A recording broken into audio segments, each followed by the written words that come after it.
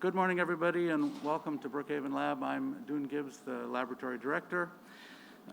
Thank you all very much for joining us today.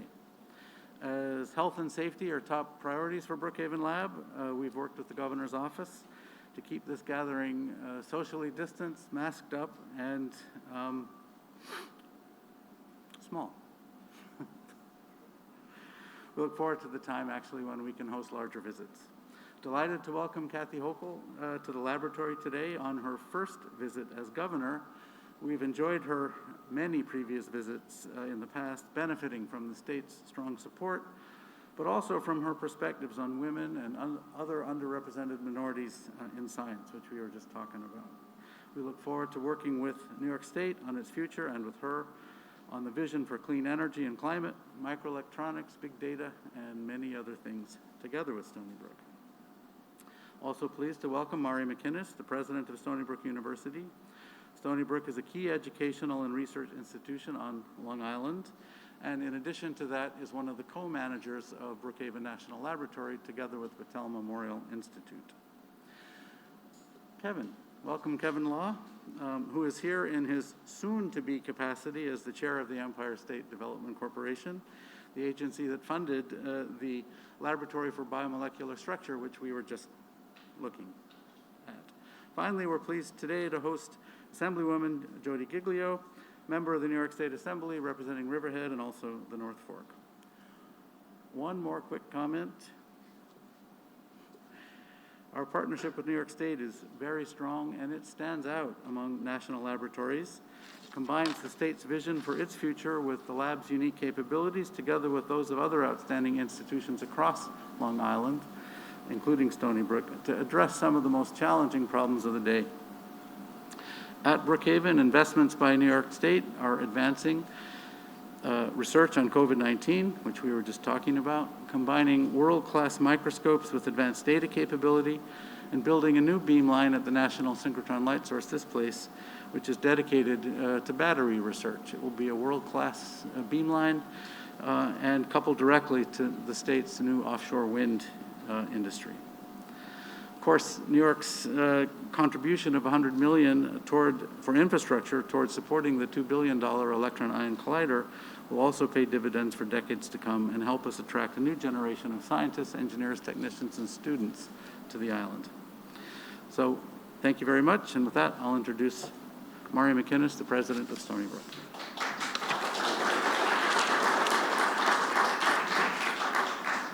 And I was just told we should probably take our masks off so you can hear us just a little bit better. So good morning, everyone, and thank you for joining us as we welcome Governor Kathy Hochul to Brookhaven National Laboratory. It's always great to have you on Long Island. I am proud to be president of Stony Brook University, the leading public research university in the greater New York City area, which has the honor and responsibility of co-managing Brookhaven National Laboratory for the U.S. Department of Energy, one of only 8 universities in the country with a role in running a federal research laboratory. The National Synchrotron Light Source 2, where we gather today, supports the vital work of more than 100 research groups and 200 Stony Brook faculty and students who conduct world-class research in partnership with Brookhaven National Laboratory scientists. This includes conducting game-changing research to overcome the COVID pandemic. Governor, using the cryo-electron microscopes at BNL's Laboratory for Biomolecular Structure, we are proud of and deeply grateful to have been able to assist the state and your efforts in finding the answers that now help protect so many people, not only here in New York and throughout the country, but around the world, and results that have been so desperately needed during the pandemic. Many Stony Brook researchers are working with the advanced equipment here, sharing their knowledge with Brookhaven researchers and educating our students who will be the next generation to solve future world problems. Whether it be COVID or so many other challenges, including creating sustainable and renewable energy technologies or developing innovative ways to deliver on New York State's climate goals, our partnership with the state is making a world of difference today and into the future. Governor, on behalf of Stony Brook University, as you so elegantly put it last week, one of the state's flagship universities, and Brookhaven National Laboratory, thank you for enabling us to be a partner with you in supporting the world's best scientific research. Ladies and gentlemen, please welcome the 57th Governor of New York State, Governor Kathy Hochul.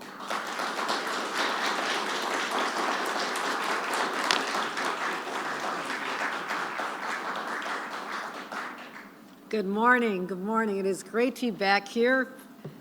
People often wonder what a lieutenant governor does. I got to hang out at places like this, anytime we just want, my curiosity was always so piqued. I remember being asked to speak to a national gathering of people on synchrotron light sources, like, okay, what is that?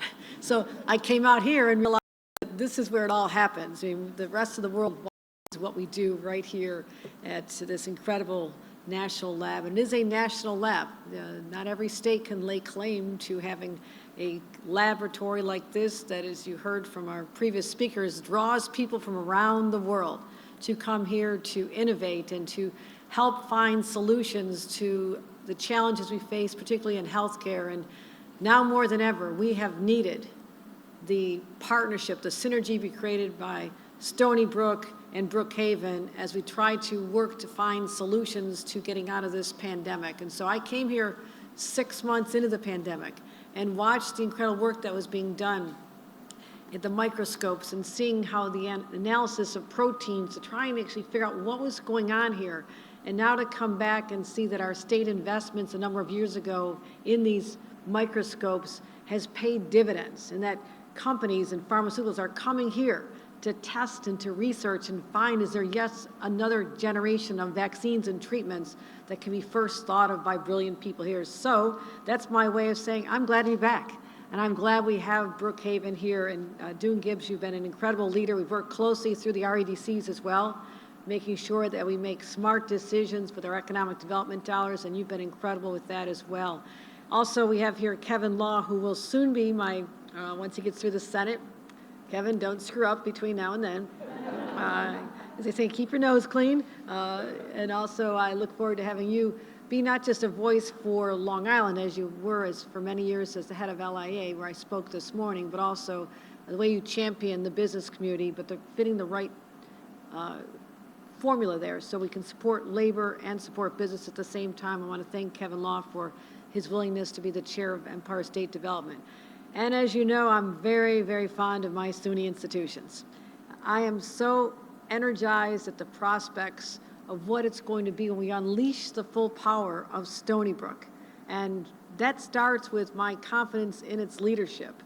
And President Mcinnis, you have just done an incredible job of inspiring that confidence in me, but all across our nation, people know that when we do hoist up the flag and call you an official flagship part of our institution, that we do that with tremendous pride. So thank you for all you do, but also the innovative research that is occurring right here because of the partnership that we have. So I don't take that for granted. I think it's just absolutely extraordinary.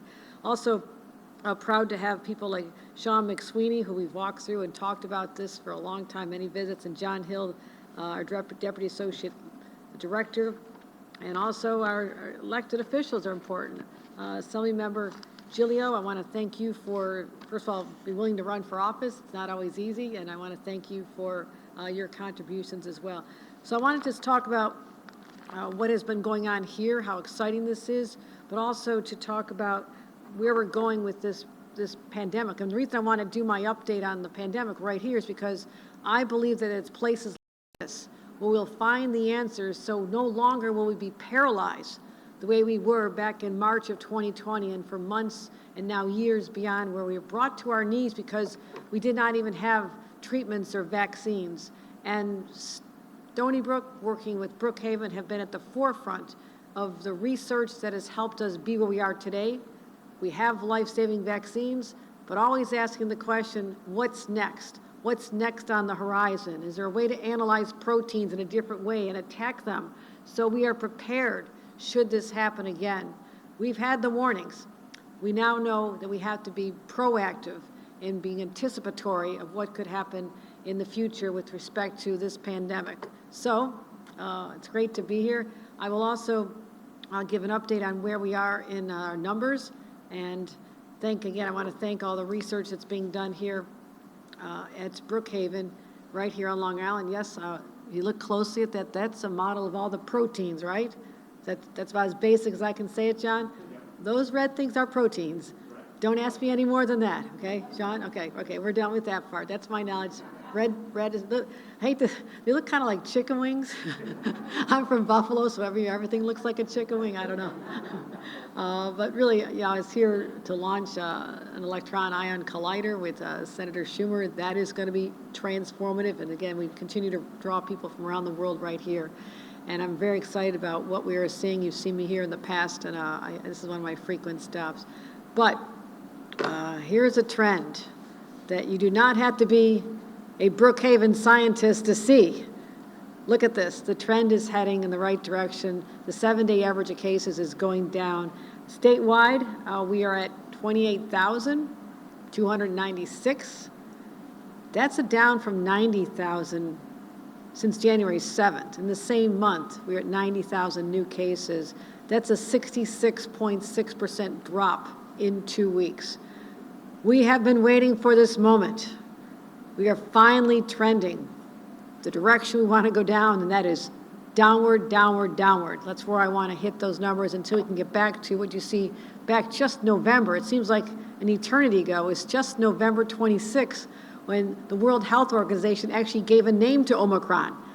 And that is the exact day that I put forth an executive order to allow me to have emergency powers should I need to execute them, so we can amass supplies and PPE as well as the testing kits, which we now have record numbers of. So that's extraordinary. Statewide testing is still going on. Some days we're at 300,000. We're at almost 300,000 right now. Let's look at Long Island while we're here, though. We have about 3,500 cases in Long Island. We hit a peak of 14,000 on December 31st. So what a drop from 14,000 to 3,500, a 75% drop right here on Long Island. So our positivity is going down. Our peak was January 2nd, 23% positivity. And that was what we had actually predicted when we saw people not changing their behavior for Thanksgiving, despite all of our warning. They gathered over the holidays, and look at that peak the week after the Christmas holidays. So for the first time since December 20th, we are for the first time in the single digits again, and that is something we're very excited about, below 10%. Long Island's still a little bit higher, about 11%, but down from 27%. So we've dropped significantly in the last couple of weeks. But a lagging indicator is deaths, and we still had 154 people we lost their lives, and that is tragic. Still losing people right here on Long Island. So this is still to be taken very seriously.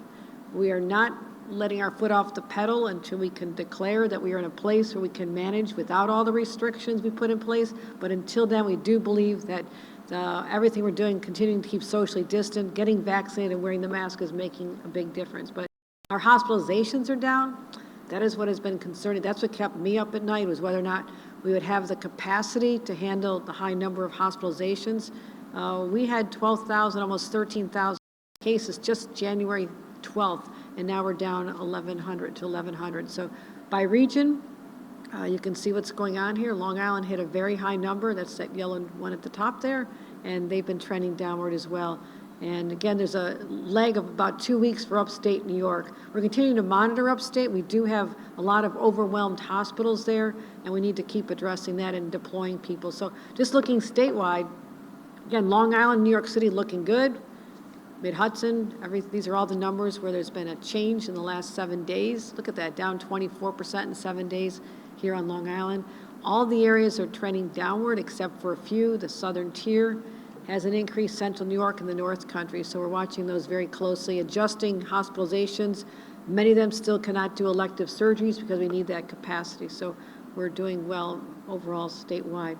And another issue that we raised a couple weeks ago is asking the question, is everybody who's in the hospital for COVID, as we're identifying as in there for COVID, did they go to the hospital because they were so sick with COVID, they need to be in a hospital? Or did they go there for another purpose? Maybe they had a heart attack or were in a car accident, something happened, and they all get tested and they happen to be tested positive for COVID without the symptoms. So the question was, how severe is this? And that's why we're the first state to identify that there should be a separate way of calculating. So right now, about 43% of COVID patients are admitted for non-COVID reasons. They're just in the hospital because of that. So that is another indicator that, yes, people are hospitalized with it. There's, as you can see, the lower number. Upstate New York, it's much higher. But here on Long Island, about 58% of the people are admitted because of COVID, and the rest are lower. So that's a trend we're watching as well. I do want to announce today that we're deploying more people to nursing homes. Why nursing homes? We saw the incredible vulnerability of our nursing homes. When the original COVID-19 hit, it just went through nursing homes like wildfire. And we have kept a close eye on our nursing homes to make sure that they had plenty of test kits. We deployed test kits, vaccinations, required that people be vaccinated who work there, booster shots. And now we're realizing that the staff are exhausted, they've been overworked, and we literally have to send in the National Guard to help in a number of our nursing homes, even in New York City, who need help. They need some relief.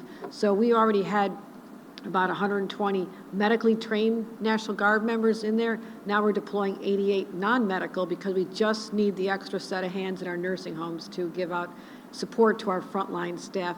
That's starting very shortly, and we're going to be rolling that again upstate as well. It's, again, that's just another reminder that this is not over. We still have stressed out, overworked healthcare workers who are on the front lines. They've been there since March of 2020, always waiting for that silver lining, and it just has not been coming, so we're adding some extra help. And just to amplify that, when I was trying to assess what resources I could deploy into hospitals, nursing homes, places to administer vaccines, I said, why not send in the National Guard? Send them in for everything. But I realized that many of them were not medically trained. So literally for the first time ever, we're requiring the National Guard to be trained to be able to handle medical cases, administer vaccines, and our first class is going to graduate from that training in a matter of a couple of weeks. So I'm excited about that. That is a new shift. So even if it's a flooding situation, a hurricane where you need people with medical help, our National Guard will literally be able to be there to support the EMTs and the first responders. So we're excited about that as well. I mentioned tests a couple times. We have already secured 73 million tests. This talked about by the president. We were all over this early on. Again, November 26th, started seeing what was happening in South Africa and other countries, realizing that this could get wildly out of control in short time. So we've already distributed over 16 million tests, 10 million to our schools. Why to our schools? Because I said after the winter break, when kids all go back after being in a fairly safe environment in school, but now they've been with their families and older siblings coming back from college and aunts and uncles, we could be in trouble in our schools. So we ensured that every school district, private and public, had the tests to be able to send home with students so they can literally have them for the parents to test them. If someone in a classroom tests positive, they don't all have to isolate for 10 days anymore. Go home the next day, test again, come back if you're negative, stay home if you're positive. So it's been part of our effort to keep our children in schools because we saw how devastating the effect of having them work remotely for such a long time was, and that's an issue we're addressing in our budget as well. So we're getting those out to child care centers. All the counties have been grateful. I talked to our county executive, Steve Vallone, about getting more to them as well. So we've been very much hands-on in ensuring that there are no shortages of tests available for people in the state of New York. Vaccines, we're still trying to get those numbers up, focusing on our kids. We need more children in that 5 to 11-year-old age group. You can see the numbers upward, but they kind of have stabilized. I want to see those much, much higher. So please, parents, if you've not done this, there's still plenty of time, and we're continuing to focus on our Vax to School efforts. Vax to School, let's keep the kids in school, and so now we're announcing new pop-ups, places where parents, yes, take your kids, anybody in your family, and these are sites all over that we're amplifying this in addition to all the testing and vaccination sites that we already have. So So that is what we're doing. Boosters, trying to get more up there. Long Island has about a large number of people boosted, but also statewide, we're at about 5.5 million. There is no reason people are not boosted. And this Omicron variant showed us that those who were vaccinated and boosted had a much lower chance of being hospitalized. Yes, a lot of people got it. We all know the stories. My sister, my son right now, they weren't with me. They live somewhere else. But they're not that sick. They're just going to be home for a few days. And otherwise, the hospitals with people with COVID are the ones filled with ones, particularly our kids. 91% of children hospitalized are children who are not vaccinated. And that's entirely preventable. So let's remind people that this is still something we have control of. We did not have this a year ago. This was not widely available. If you remember this time, we were just talking about getting them into essential workers and nursing homes, and everyone saying, when am I finally going to get my availability of a vaccine? They are plentiful. There are no excuses, and the boosters give you that extra suit of armor around. So let's wrap up. Trending in the right direction.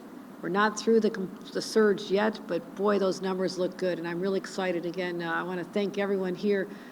Just want to put a spotlight or a synchrotron-like source on the work that's being done right here, because you are at the forefront. The individuals, the smartest people on the planet who gather here at Brookhaven, you've made a difference. And I want everyone to know that your research and development and working with our pharmaceutical companies have been so instrumental in allowing people like myself to say, we will get through this. So I want to thank Brookhaven and Stony Brook and all of our partners in the medical research field for what we're doing and what you continue to do. So thank you, everyone, and I appreciate you joining us today for our update.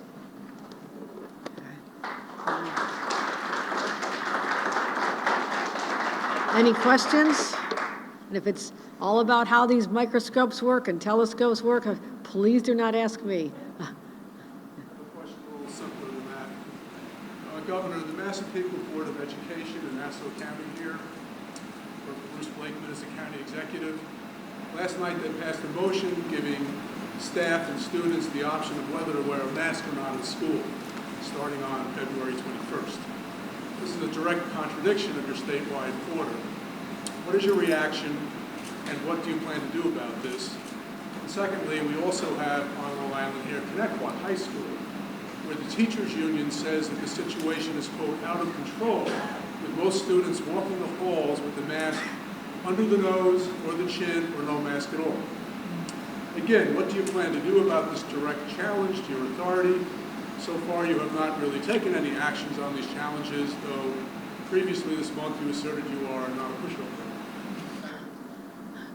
Okay, so first of all, I'm not a pushover. And I've not taken an action because these actions occurred yesterday. So you got to give me a little more time. I think it's been less than 24 hours since they made a statement related to this. So that's the reality that I'm dealing with. But also, personally as a parent, I find it phenomenally disappointing that people are willing to play politics with children's lives. And you heard what I said, schools were the safer place for children, not when they went home. They got sick when they went home during the holidays. Schools are safe, and why are they safe? Because people have been wearing masks, kids have been wearing masks, and they're adapting to it. It's not something we're going to keep much longer. We know we don't have to, but this has kept children safe and in a learning environment. And I fully expect school boards and other leaders to recognize how important this has been and why our children are safer. We're seeing fewer hospitalized, fewer sicker, because they've been able to be in an environment like a school where they have been enforcing this. Now, my understanding is what the first school district said was that they're going to, when the state mandate lapses, according to the resolution, that they won't follow it. When you think about that, break that down, that's actually what we expect. When the state mandate lapses, I expect all school districts will say we don't have to do this anymore. So I'm not sure what they were trying to say on that front, but newsflash, when the state requirements lapse, everybody cannot follow them any longer. So there we go. And with Is there a February 21st expiration date on the No, vaccines? there could be before then, we don't know. I mean, I'm going to continue to use the element of time and at the right time assess where we are. When we put this in place, we fully expected that we would have no longer a need for a mask mandate in schools until November 26th when Omicron hit, because we were trending down in a beautiful way with Delta, and I foresaw on the horizon that we'd be almost done with this, and then unforeseen circumstances. So I'd be negligent if I said now on a certain date something's going to happen, and I think people respect that. Those who are not just playing politics and trying to get headlines will understand that, and I'm going to reserve that right. Could it be? Yes. May it not be? Yes. I don't know right now, and I don't expect to know, but I'm watching the numbers. The trend is great. The trend is great, and if people get their kids vaccinated, I won't worry so much about their kids either. Vaccinated and boosted everybody over the age of 5. And in terms of what's going on in other schools, yes, we'll look into that. You know, we're already having conversations with the state education department on making sure that these are followed, because they're common sense, it's the right thing to do, it is not permanent. One of the best days I look forward to, other than being done with our budget this year, is the day I can say these requirements are suspended and they did the job they were expected to do. We kept New Yorkers safe. Thank you.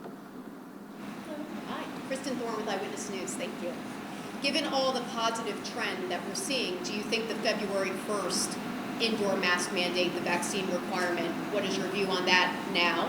And also test to stay. Have you thought about looking at 2 to 5-year-olds, that preschool, that nursery age? They at this point they don't have any of this option. Have you thought about them in this picture? Yeah, and I'll tell you about February 1st on January 31st. I really do need to wait until that time. Trend is looking good, and I'm an optimist, but I saw a very good trend just in early November, and then everything changed. So we will let people know about that indoor, the mask or vaccination requirement, which has been, and I want to thank everybody who followed that. I mean, all the business owners and who've kept their employees safe, their patrons safe, their customers safe. I'm really proud of what New Yorkers have done primarily. I am concerned about the children as well. That's why we have deployed tens of thousands of test kits to the nursing homes, because that's a point of vulnerability. And these kids are particularly vulnerable because they can't get vaccinated. And those, we're seeing an increase, not a startling one, but an increase in children that age getting infected by older siblings who bring it home from school and from other classmates and from other places. So that's a vulnerable population. But assessing the test to say, I think we can look at that. You know, we can definitely look at that and see whether or not we don't have to shut down the nursing, the child care. So you have someone that was, okay, yeah, okay. You first, Yeah. My child's class has been shut down once already for 10 days. You still have to pay the nursery school, and you have to pay someone else to watch your child. And now we almost had another scare that it was going to be another 10 days. So this 2 to 5, they have no option at all for test to stay. And what I would say is we're analyzing this, and I will look at this, is that those children are not as safe as children who've been vaccinated 5 years old and up. That to me is the difference. Now, I am not satisfied with the number of children in that age group who are vaccinated. They've had months to do this. And for parents who are nervous about it, who wanted to wait until they saw a lot of other people go first, tens of thousands, across the country, hundreds of thousands of children 5 years old and up have been vaccinated successfully. And I want parents to know that this is what you can do to protect that child. And if you have younger siblings, if you have a 5 or up to older, 5-year-old and up, they've got little ones at home, they got to do that to protect them, because until the CDC says it's okay, we can't get vaccinations for those children. That's the reason why we've treated them as different categories, but I understand how hard it is on parents. Child care workers are the essential workers for the essential workers. Statement of fact. One more? Yeah. Regarding the mask mandates, I want to know if the state has a particular number, whether that be like a test positivity rate or a hospitalization rate, that when we go under that, the mask mandates will be lifted, or is the state playing that by ear? We're not playing it by ear. We're going to be driven by data and look at what our situation was prior to the mandates and assess, was that the right number to go back to?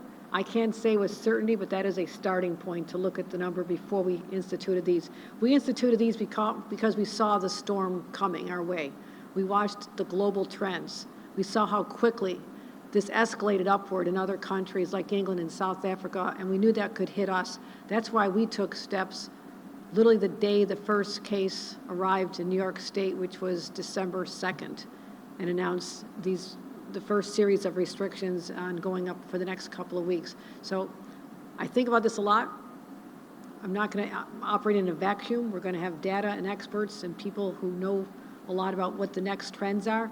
But I am really looking forward to lifting them. I truly am. I know people are tired, but I'll say one thing about the kids. My daughter had a meltdown over having to put sneakers on to go to kindergarten. She got used to wearing sneakers in school. I mean, they adapt better than adults do. And I'm really proud of the parents who made sure that their kids understood this is for their safety and got it done. But we're looking forward to the day we can lift the school as well as the business requirements. We truly am. That'll be a very fabulous day. That means that we've turned the corner in a way that we don't feel like we're going to be sliding backwards anytime soon. All right, thank you very much, everybody.